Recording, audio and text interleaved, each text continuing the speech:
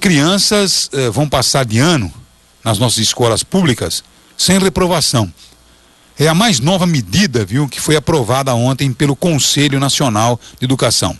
A informação que a Nancy tem para você é de que crianças de 6 a 8 anos de idade vão ter aprovação automática nas escolas de todo o país. Agora, para educadores que defendem o modelo, essa é a única forma para evitar problemas que acabam desestimulando os alunos repetentes. Nancy, me conta a história, porque essa história ela é elogiada por uns pesquisadores, por alguns estudiosos e, logicamente, criticada por outros. Qual que é a visão dessas partes nessa questão? Novas diretrizes curriculares aprovadas pelo Conselho Nacional da Educação, já aprovadas, recomendam que os 3 primeiros anos do ensino fundamental, que abrangem as crianças entre 6 e 8 anos, sejam feitos em um ciclo sem reprovação. Discutida ao longo dos últimos anos, a proposta já é colocada em prática por algumas cidades e estados como Minas Gerais e São Paulo. Estudos mostram que essa iniciativa pode trazer ótimos resultados, é o que afirma a secretária de Educação Básica do MEC, a Maria do Pilar Lacerda. O principal deles seria evitar que crianças que apresentam um baixo desempenho no primeiro ano se sintam desestimuladas. Para críticos da proposta, a medida seria uma forma de mascarar o problema de má qualidade do ensino.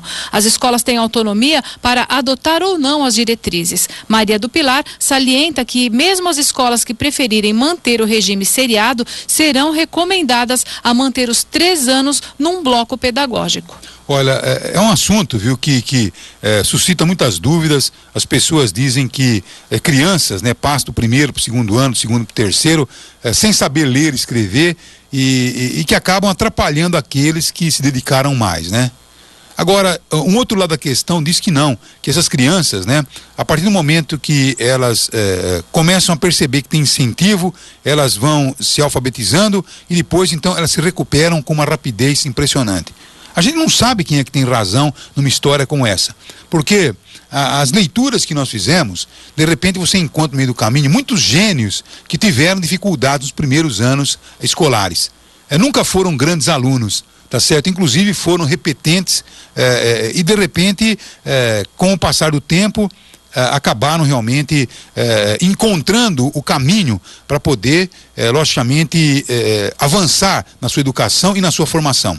Eu não preciso ir muito longe, o próprio Einstein, dizem os estudiosos que foi um péssimo aluno. De repente mostrou posteriormente a sua competência. O Gabriel Garcia Marques, que é prêmio Nobel de Literatura, disse que odiava a escola, não tinha paciência de ficar sentado, tá certo? Acompanhando, e teve repetência no primeiro ano, segundo ano de grupo escolar, E de repente acaba se tornando aí um dos escritores mais respeitados no mundo. Então a gente não sabe nunca quem é que tem razão numa situação como essa, A reprovação automática é realmente um tema que suscita aí até discursos muito inflamados a favor ou contra, Muitos estudiosos, muitos estudos já foram feitos a respeito, mas a verdade é que é uma bandeira fácil de você se posicionar contra, mas é inegável que a reprovação desestimula, ainda mais no início da sua trajetória escolar, onde a criança muito imatura começa a tomar contato, e não precisa exigir tanto de uma criança assim. Então, na verdade, eu acho realmente que reprovar uma criança de 6, 7, 8 anos desestimula. O que você precisa fazer é não passar automaticamente, mas claro, isso é o modelo ideal, Você acompanhar o desenvolvimento dessa criança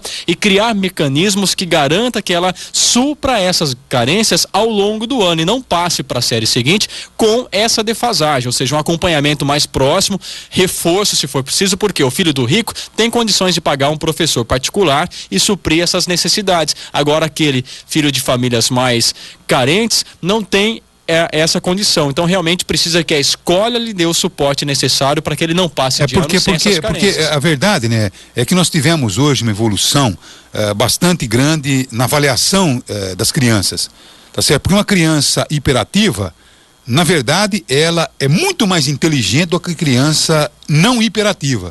Só que a criança não hiperativa, ela foca mais nos seus assuntos. Então ela acaba assimilando melhor aquele ensinamento primário. E a criança hiperativa, muito mais inteligente, ela não foca naquilo, porque ela está olhando o mundo de uma forma ampla, Tá certo ou não? Então, de repente, você pode até desestimular. Então, é uma questão que você não tem que ser vista por um achismo, não. Eu acho que isso tem que ser muito profundo. É uma questão delicada que ambos os lados têm as suas razões, têm seus prós e contras. Agora, o medo que dá, é evidente, porque nós já estamos até escaldados, é que isso se torne um acomodamento, né? Porque então fique sendo apenas esse o estímulo para que a criança continue na escola. Quando não, quando o estímulo tem que ser a escola ser interessante, professores capacitados, coisas que aconteçam na grade curricular que mantenham então a vontade da criança de estar na escola e não o simples fato de passar de ano automaticamente.